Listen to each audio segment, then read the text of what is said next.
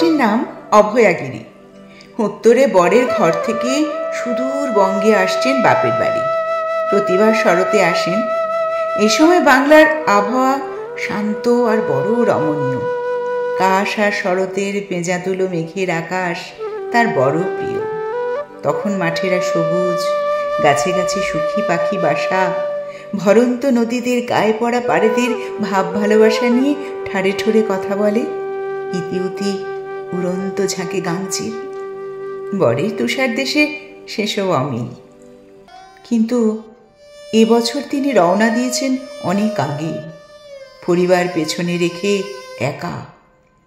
কি একটা ঘটে গেছে বাপের বাড়ির দেশে, একবার দরকার দেখা।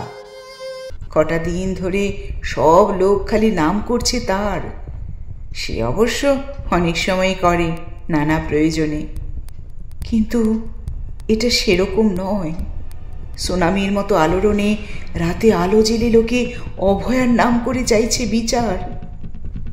অভয়াগিরি ওরফে শ্রীমতী শঙ্কর এমনিতে বেশ হাসি খুশি স্নেহপরায়ণা হলেও রেগে গেলে কেমন ভয়ঙ্কর কম বেশি সকলেই জানে। কানাঘুষো শুনেছেন বাপের বাড়ির থানে জনে জনে দাবি তোলে এইবার উৎসব হবে না সেখানে। ভয়ানক ক্ষেপে রয়েছেন তাই প্রৌঢ়াটি।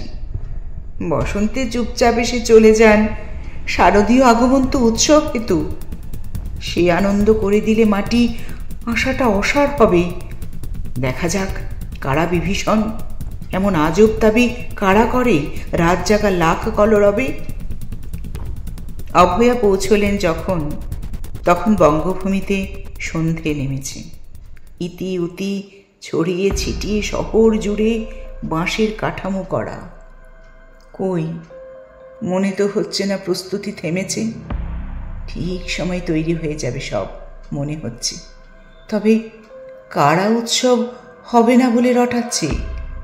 কই হলো রে, যেতে হবে তো। হেডমিস্ত্রি দিল হাঁক। হয়ে গেছে গো, সময় রয়েছে তো, উত্তর দিল বাকি কর্মীর ঝাঁক। সময়? কিসের সময়? সিনেমা দেখতে, মদের আসরে, জুয়ার আড্ডায়? অভয়া কাছে গিয়ে জিজ্ঞেস করেই ফেললেন। ভালো মানুষের পোড়া যাবে কোথায়? ওরা অভয়াকে দেখল। কেন যেন মনে ভেসে উঠল মা আর আম্মিদের চেহারা। আগে মিছিলে অভয়া মেয়ের জন্য বিচার চাইতে, একসরে বলে দিল তারা। অভয়া মেয়ে? আরেক অভয়া উঠে এলো কোথা থেকে? হিমাদ্রিগিরি মেয়ের কৌতূহল হলো বড়। কেন সেই কন্যাকে বিচার চাইছে দিতে এরা প্রত্যেকে, জানা দরকার।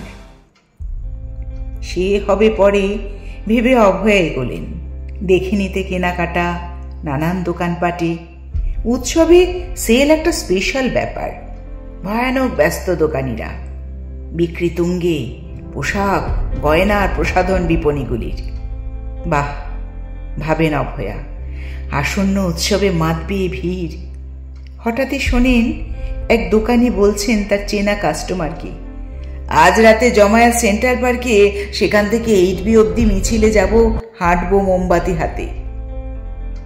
ক্রেতা মহিলাটি জবাব দিলেন, আমিও আমার মেয়েরা যাব গড়িয়াতে।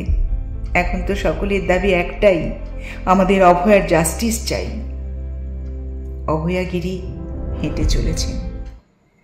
রাত যত বাড়ছে রাস্তা ক্রমশ দখল করছে লোকে। বাণী ও কমলার মা ভাবলেন, দাঁড়া বেটি অভয়া, একবার খুঁজে পাই তোকে, তারপর দেখছি দেব বকে উৎসব বন্ধ করার চেষ্টার জন্যে। হঠাৎ চোখে পড়ল তার কিছু ছেলে মেয়ে বসে, মলিন, বিষণ্ণ, অথচ তাদের চোয়াল শক্ত, হাত মুষ্টিবদ্ধ, শির দাঁড়ায় যোদ্ধার দৃঢ়তা। কেন যেন মনে হলো গিরিকন্যার, এরাই বলতে পারে অভয়ের কথা। একটু শোনো তোমরা। ধর্ণা দেয়া ছেলে মেয়েগুলো তাকালো। মাঝরাত, আকাশ ঢেকেছে মেঘে, তবু কেই নারী যার চারিদিকে করে থই থই আলো। একটু শোনো, আমায় অভয়ের কথা বলবে, চেনাবে মেয়েটাকে। এক এক করে সবাই উঠে দাঁড়ালো ছেলে মেয়েগুলো। তারপর কোরাসে বলল, সে স্বপ্ন আমাদের সকলের বুকে থাকে। সে দধিচি মৃতদেহ দিয়ে গেছে বজ্র বানাতে। সে ফিনিক্স ভস্মের থেকে ফেরে আগুন টানাতে। সে পবিত্র সব, যাকে ছুঁয়ে আমাদের বিপ্লব। সেই হোমের সমিধ, যার কাছে ছোট লাগে সব উৎসব। অভয়া বললেন, কিন্তু সে কে? শুনে তো যাচ্ছে শুধু নামই। যেখানে যত মানুষ ছিল সেই জমায়েতে আর রাস্তায়, এমনকি যারা ঘুমাচ্ছিল তারাও এসে দাঁড়ালো খোলা জানালায়। তারপর উত্তর দিল আকাশ কাঁপিয়ে, সে আমি। অভয়া বুঝলেন তারই মতো সে মেয়েও এদের হৃদয়ে স্থিত। অভয়া বুঝলেন, নিজের মধ্যে ডুবলেন। তারপর চিৎকার করে বললেন, ওই মেয়ে আমিই তো। শোনো তোমরা, মা অভয়া আর মেয়ে অভয়া এক ও অভিন্ন। তাই তো যুদ্ধ আজ, মুছেই ছাড়বো সব অসুরের চিহ্ন। শোনো তোমরা, তোমাদের স্লোগানই আমার মন্ত্রোচ্চারণ, তোমাদের মিছিল আমার মণ্ডপ। যে যেখানে যেভাবে করেছ অভয়া স্মরণ, আমাকেই দিয়েছে সে পুষ্পাঞ্জলি। তার নামে ফোনে যে মেসেজ লেখা, বস্তুত আমারই তা স্তব।